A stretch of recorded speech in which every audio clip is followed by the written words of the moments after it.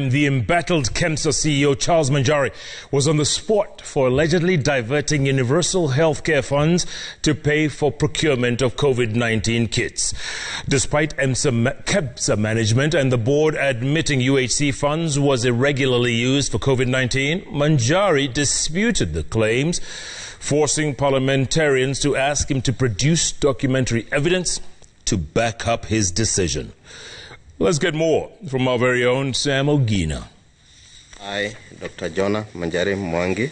The KEMSA CEO was put on the defensive over his role in overcommitting the supplies agency to procure COVID-19 kits without a budget.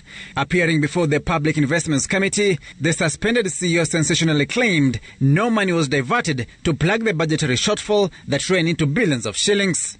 I did not authorize or allow the use of the universal health coverage funds to settle any of the COVID-related liabilities. The fund is intact. The finance manager appeared before this committee and he has confirmed that there was utilization of UHC funds for COVID purpose.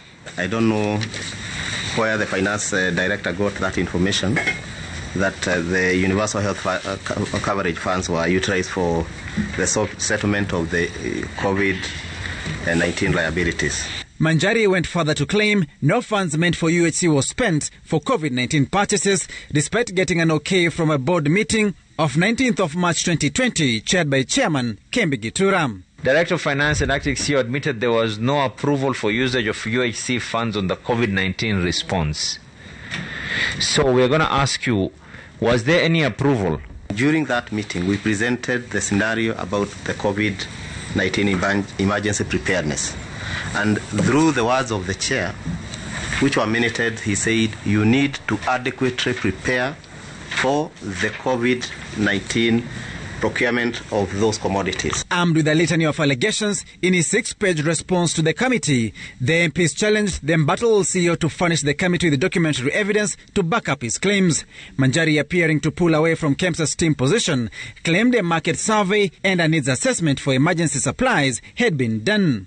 The board and management of KEMSA had previously submitted that no such exercise had been conducted prior to the over-procurement of COVID-19 supplies. We really need to have substantive documents on whatever he has just said, because there are so many things which they are not tallying with whatever we have gotten previously.